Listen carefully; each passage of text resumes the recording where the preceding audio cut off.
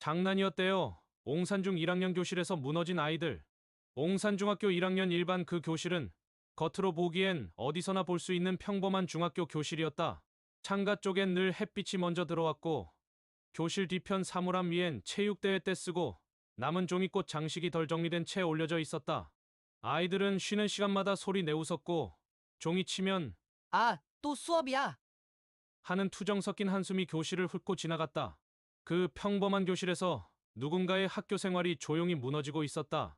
대부분은 그것을 몰랐고 몇몇은 알아도 그 정도는 장난이지라고 넘겼다. 그리고 어떤 아이들은 알면서도 웃었다. 1초등학교 때부터 알던 사이라는 착각. 백현호는 말이 어눌했다. 문장을 길게 끌고 가면 중간에서 단어가 엉키고 급하게 말하려 하면 혀가 먼저 꼬였다. 그래서 현호는 말을 아끼는 편이었다. 하지만 현호가 조용한 아이였던 건 아니다. 낯을 많이 가릴 뿐 친해지면 잘 웃고 게임 이야기가 나오면 눈이 반짝였다. 다만 새학기 교실은 언제나 현호에게 어렵고 무거운 공간이었다. 그런데 이번엔 조금 달랐다. 야, 현호, 너 여기 반이야? 문 앞에서 현호를 부른 건 김성민이었다. 초등학교 때부터 얼굴을 알고 지냈고 무엇보다 둘은 같은 복싱 도장에서 함께 땀 흘리던 사이였다. 현호는 복싱을 배워본 적 정도로만 다녔고 성민은 선수반이었다. 성민은 스스로를 그렇게 소개하곤 했다. 나? 복싱 선수 이번 시합 꼭 나가야 돼. 그 말이 성민에게는 자부심이었다. 팔과 어깨엔 늘 멍이 들었고 손등엔 테이핑 자국이 남아 있었다. 그럼에도 성민은 꿋꿋했다. 맞으면서도 버티고 버티면서도 앞으로 나가는 아이였다. 그래서 현호는 성민을 보면 묘하게 마음이 놓이기도 했다.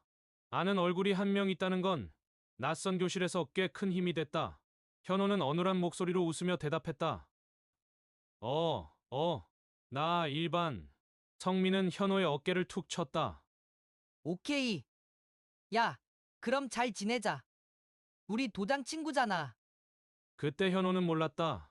그 도장 친구라는 말이 앞으로 자신을 붙잡는 올가미가 될 수도 있다는 걸. 두 장난의 첫 이름은 친근함이었다. 처음엔 정말 장난 같았다. 성민은 쉬는 시간마다 현호의 말을 흉내냈다. 나 일반. 아이들이 킥킥 웃었다. 현호는 처음엔 웃어넘기려 했다. 그도 알고 있었다. 중학교는 웃기면 산다는 분위기가 있다는 걸. 현호는 억지로 웃었다. 야, 그만해. 그 말은 싫다가 아니라 너무한다 정도의 어색한 부탁처럼 들렸다. 성민은 그 어색함을 더 재미있어 했다. 왜, 현호야? 너 귀엽잖아. 그 말에 교실은 또 한 번 웃었다. 그리고 웃음이 반복될수록 현호는 점점 말이 더 어눌해졌다. 마치 말을 제대로 하려는 순간마다 아이들 눈빛이 먼저 떠올라 혀가 굳는 것처럼. 처음에는 성민 혼자였다. 하지만 시간이 지나며 주변 아이들이 하나둘 따라했다. 민성진은 그중 가장 빨랐다. 성진은 분위기를 읽는데 능했다. 누가 웃음의 중심인지를 금방 알아차리는 아이였다. 성진이 성민 옆에 붙었다. 야, 현호야. 너 말할 때 왜 이렇게 버퍼링 걸려? 버퍼링이라는 단어에 아이들은 또 웃었다. 황윤지는 조금 늦었다. 윤지는 처음엔 멀찍이 있었다. 그런데 어느 순간부터 성민이 웃기면 같이 웃었고 성민이 현호에게 다가가면 슬쩍 따라가 있었다. 그렇게 세 명이 붙는 데는 오래 걸리지 않았다. 3햄버거 놀이가 시작된 날. 문제는 어느 날 체육 시간 이후였다. 아이들은 땀에 젖어 교실로 돌아와 가방을 뒤적였다. 그때 성민이 말했다. 야, 우리 햄버거 해볼래? 현호는 그 말이 무슨 뜻인지 처음엔 몰랐다. 성진이 웃으며 설명했다. 햄버거 몰라? 한 명 눕히고 위에 얹고 눌러서 햄버거 되는 거. 현호는 반사적으로 뒤로 물러났다. 나, 실, 그런데 그 실이 끝나기도 전에 성민이 현호의 팔을 잡았다. 복싱 선수의 손은 빠르고 단단했다. 야, 장난이야, 장난. 성진이 뒤에서 현호의 다른 팔을 잡았다. 현호야, 한 번만. 우리 반 입학식이야. 황윤지는 망설이다가 결국 현호의 어깨를 살짝 눌렀다. 그 순간 현호는 내가 혼자다라는 감각을 분명히 느꼈다. 세 명이 달려들자 현호의 몸이 책상 사이로 휘청거리며 넘어졌다. 등이 바닥에 닿는 순간 숨이 턱 막혔다. 거. 성민이 외쳤다. 성진이 웃으며 현호의 다리를 잡아 움직이지 못하게 했다. 윤지는 현호의 팔을 눌렀다. 현호는 버둥거렸다. 하지만 위에서 눌리는 무게는 점점 더 무거워졌다. 어느 순간엔 옆에 있던 아이 하나가 재밌겠다며 손을 얹고 또 다른 아이가 야, 사진 찍어? 하며 휴대폰을 들었다.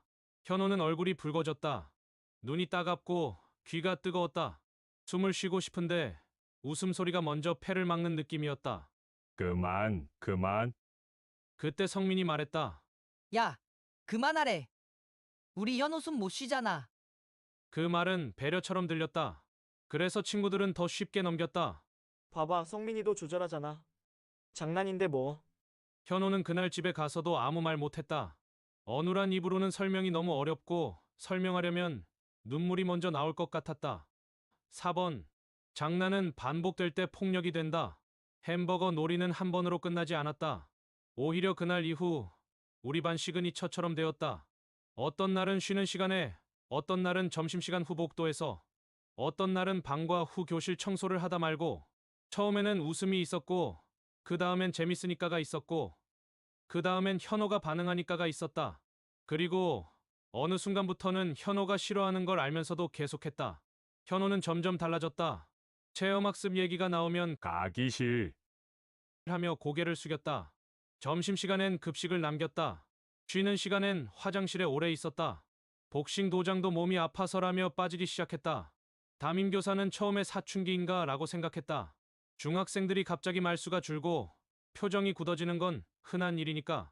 게다가 현호는 원래 조용한 편이었다. 부모님도 마찬가지였다. 맞벌이로 바쁘게 살았다. 아침엔 빨리 먹고 가. 한마디 저녁엔 숙제했니? 정도의 대화. 현호는 자주 괜찮아라고 말했다. 그 말은 사실 설명할 힘이 없어에 가까웠다. 문제는 그 괜찮아가 너무 오래 지속됐다는 것이었다. 5선을 넘는 순간 아이들은 더 빨라진다. 장난이 폭력이 되는 전형적인 순간이 있다. 반응이 줄어들 때다. 현호가 웃지 않고 더 이상 말하지 않고 그냥 가만히 있는 시간이 늘어나자 아이들은 더 자극적인 장난을 찾기 시작했다. 성진은 현호의 가방을 숨겼고 윤지는 현호의 필통을 창가로 던졌다. 성민은 더 직접적이었다. 야, 현호야. 너 왜 이렇게 찐따처럼 굴어? 그 말이 교실 공기를 바꿨다. 이때부터 장난이라는 포장지가 조금씩 찢어지기 시작했다. 현호는 한번 크게 화를 내고 싶었다. 하지만 어눌한 말로는 분노가 전달되지 않았다. 분노는 문장으로 나와야 하는데 현호의 문장은 늘 중간에서 끊겼다. 나 그만하라고. 그때 성민이 웃었다. 와, 현호 오늘 발음 좋아졌네. 아이들은 또 웃었다. 현호는 그 웃음이 가장 무서웠다. 때리는 손보다 비웃는 얼굴이 더 오래 남았다. 6점. 2025년 12월 5일 금요일 신고가 들어간 날. 결정적인 날은 2025년 12월 5일 금요일이었다. 그날은 눈이 올 듯 말 듯 흐렸다.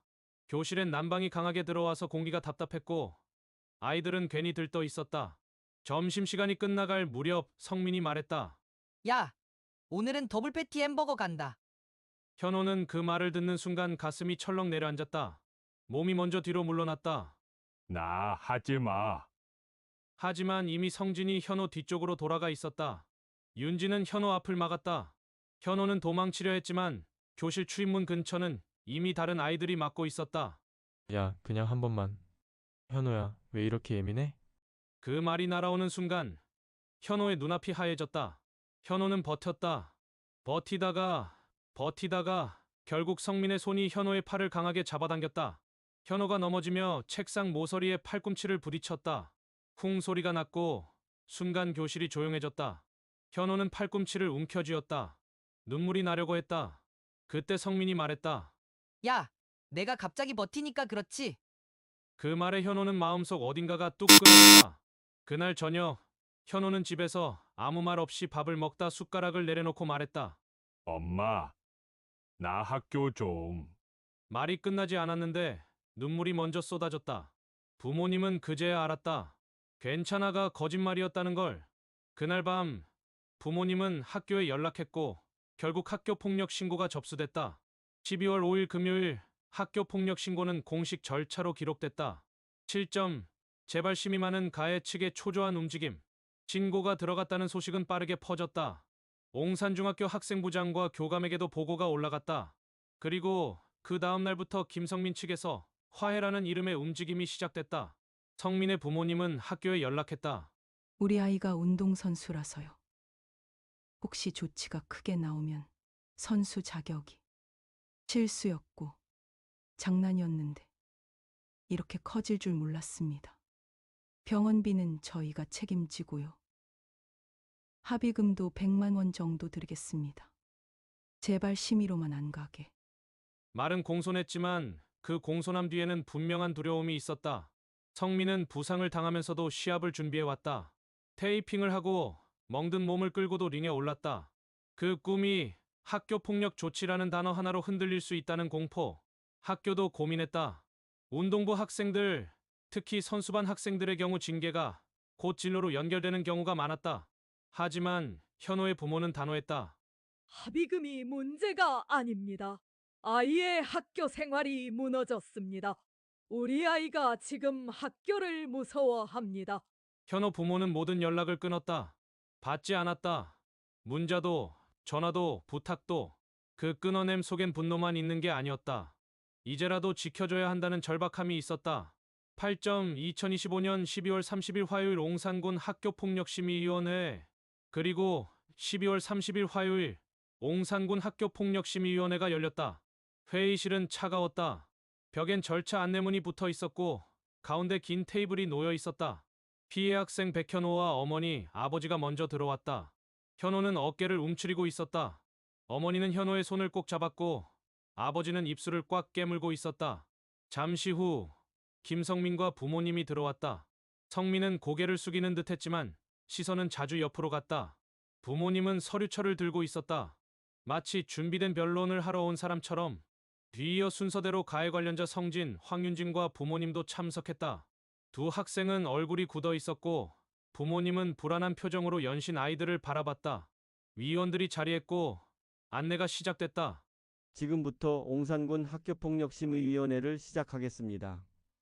오늘은 사실관계 확인과 당사자 진술을 중심으로 진행됩니다. 현호는 그 말을 듣는 순간 몸을 더 작게 만들었다. 9점 피해 학생의 말 어눌한 목소리가 겨우 꺼낸 진실. 먼저 피해 학생 진술이 요청됐다. 현호는 한동안 말이 없었다. 눈을 깜박이다가 어머니가 조용히 손을 잡아주었다. 현호는 입을 열었다. 저는 그냥 학교 가면 무서워요. 어눌한 말이었지만 그 한 문장이 회의실 공기를 바꿨다. 현호는 천천히 끊어지듯 말했다. 저 처음에는 장난인 줄 알았어요. 근데 맨날 저만 햄버거 놀이 그거 숨 못 쉬어요. 웃으면 더 해요. 싫다 말하면 더 웃어요. 현호는 말을 끝내고 고개를 숙였다. 그리고 갑자기 울음이 터졌다. 그 순간 어머니도 울었다. 참고 있었던 눈물이 한꺼번에 쏟아졌다. 어머니의 진술이 이어졌다. 저희 아이는 특수교육 대상자로 지정하지 않았습니다. 그냥 평범한 학급에서 친구들과 어울리며 성장하길 바랐습니다. 저희가 맞벌이라 솔직히 아이와 대화를 자주 못했습니다. 아이가 체험학습 가기 싫다고 했을 때 그저 사춘기겠지 하고 넘겼습니다. 그게 이렇게 큰 고통인 줄 몰랐습니다. 어머니는 손수건으로 눈을 닦으며 말했다. 아이가요 학교를 무서워합니다. 아침마다 배가 아프다고 하고 교문 앞에서 발이 떨어지지 않는다고 합니다. 그런데도 그 아이들은 장난이었다고 말합니다. 위원님들 우리 아이가 다시 학교를 믿을 수 있게 상대 학생들이 자신들의 잘못을 분명히 인식하게 해주세요. 아버지가 마지막으로 덧붙였다. 합의금, 병원비 그런 게 문제가 아닙니다. 우리 아이 마음이 부서졌습니다. 그걸 누가 책임집니까? 회의실 한쪽에서 조용한 숨소리가 들렸다. 위원 중 누군가는 메모를 하다 잠시 멈췄다. 10점 가해 학생 김성민의 진술 사과보다 먼저 나온 내 입장. 이제 김성민의 진술 차례였다. 성민은 의자에 앉아 등을 펴고 말했다. 저는요, 솔직히 학교 폭력이라고 생각 안 했습니다. 친구들끼리 장난한 건데 현호가 예민하게 받아들인 것 같아요. 위원이 물었다. 피해 학생이 싫다고 표현한 적이 있습니까? 성민은 잠시 멈칫하더니 말했다. 뭐 싫다고 한 적은 있는데요. 근데 애들이 다 웃고 있었고요. 너도 처음엔 웃었어요. 그 말은 회의실에 묘한 기류를 만들었다. 처음엔 웃었다는 말은 마치 피해자의 거부를 무력화시키는 주문처럼 들릴 때가 있다. 성민의 부모님도 나섰다. 우리 아이가 복싱 선수입니다. 이번 시즌이 정말 중요한데 학교 폭력 조치가 나오면 선수 자격에 문제가 생길 수 있습니다. 저희가 병원비도 책임지려고 했고 합의도 하려고 했습니다. 위원이 다시 물었다. 피해 학생과 가족이 합의를 원치 않았던 이유는 무엇이라 생각하십니까? 성민의 어머니는 잠시 말을 고르더니 말했다. 저희도 이해는 합니다만 이렇게까지 크게 갈 일인지. 그 말은 조심스럽게 포장됐지만 이원들의 귀에는 또렷하게 들렸다. 미안함보다 불이익이 먼저인 마음, 피해 회복보다 우리 아이 진로가 앞선 태도. 위원들은 표정으로 말하지 않았다. 하지만 공기는 차갑게 굳어졌다. 11점 동조자 두 학생의 진술 뒤늦게 나온 인정과 눈물. 그 다음 민성진과 황윤진의 진술이 이어졌다. 민성진은 고개를 숙이고 말했다. 제가 분위기에 휩쓸렸습니다. 성민이가 먼저 시작했는데 저도 같이 했습니다. 현호가 싫다고 할 때도 멈추지 않았습니다. 성진의 아버지는 자리에서 일어나 깊게 허리 숙였다. 죄송합니다. 저희가 아이를 제대로 가르치지 못했습니다. 황윤진도 울먹이며 말했다. 저는 사실 무서웠습니다. 성민이가 중심이었고 제가 빠지면 저도 놀림받을까봐 그래서 같이 했습니다. 현호한테 미안합니다. 윤진의 어머니는 아이의 어깨를 감싸며 말했다. 죄송합니다. 저희 아이가 그런 행동을 했다는 걸 알고 충격이었습니다. 아이와 함께 반성하겠습니다. 위원들의 질문이 이어졌다. 당시 현호가 힘들어하는 걸 보지 못했습니까? 왜 멈추지 못했습니까? 앞으로 같은 일이 생기면 어떻게 하겠습니까? 성진과 윤진은 잘못했다는 말을 반복했다. 그 반복은 진심이기도 했고 두려움이기도 했다. 하지만 적어도 이 두 학생은 내가 잘못했다는 문장에 발을 딛고 있었다. 반면 성민은 여전히 학교 폭력은 아니다라는 문장에 머물러 있었다. 그 대비가 이원들에게 더 선명하게 보였다. 12점 담임교사의 마음, 교실의 평범함이 무너졌을 때 회의 과정 중 담임교사의 의견도 언급됐다. 담임은 말끝을 조심스럽게 끌었다. 처음엔 장난처럼 보였습니다. 하지만 반복되면서 현호의 표정이 달라졌고 학교 생활 의욕이 떨어지는 걸 뒤늦게 알아차렸습니다. 교실에서 벌어진 일이 교실 안에서 끝나지 않았습니다. 한 아이의 하루가 한 학기의 마음이 무너졌습니다. 담임은 마지막에 이렇게 말했다. 아이들이 장난이라는 말로 서로를 상처 입히지 않도록 반 전체가 배워야 할 사건이라고 생각합니다. 그 말은 처벌만으로 해결되지 않는 학교 폭력의 본질을 찌르고 있었다. 13점 결과는 말하지 않겠다 하지만 교훈은 분명하다. 그날 심의는 길게 이어졌다. 사실관계 확인, 진술, 질문 정리, 그리고 위원들은 조심스럽게 결론을 향해 갔다. 이 이야기에서 심의 결과가 무엇이었는지는 공개하지 않겠다. 다만 분명한 건 적절한 교육적 조치가 결정되었고 그 과정이 누군가에게는 끝이 아니라 시작이었을 거라는 점이다. 그리고 이 사건이 남긴 교훈은 분명하다. 장난은 한 번이면 지나간다. 그러나 반복은 폭력이 된다. 특히 힘이 약한 친구, 말이 느린 친구, 반응이 서툰 친구에게 반복되는 장난은 관계가 아니라 지배가 된다. 운동선수라고 예외는 없다.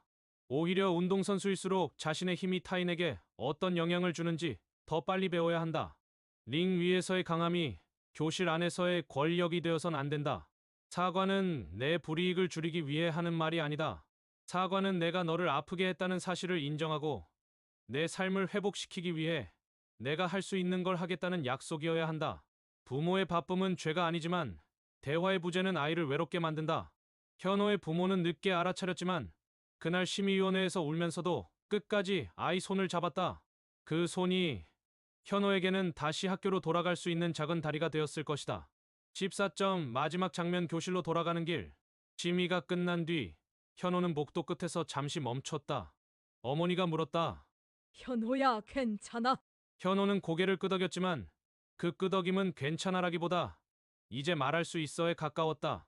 아버지가 현호의 어깨에 손을 얹었다. 아빠가 늦어서 미안하다. 현호는 입을 열었다. 아빠, 나 학교 다시 가고 싶어. 근데 무섭기도 해. 어눌하지만 진짜인 말. 그 말이 나온 순간 현호의 회복은 이미 시작되고 있었다. 학교 폭력은 한 번의 사건이 아니라 누군가의 마음을 오래 흔드는 과정이다. 그러니 회복도 한 번의 사과가 아니라 관계 전체를 다시 배우는 과정이어야 한다. 옹산중학교 1학년 1반에서 벌어진 이 이야기가 누군가에게는 지금 멈추어야 할 장난을 멈추게 하고 누군가에게는 말 못한 고통을 말하게 하는 용기를 주길 바란다.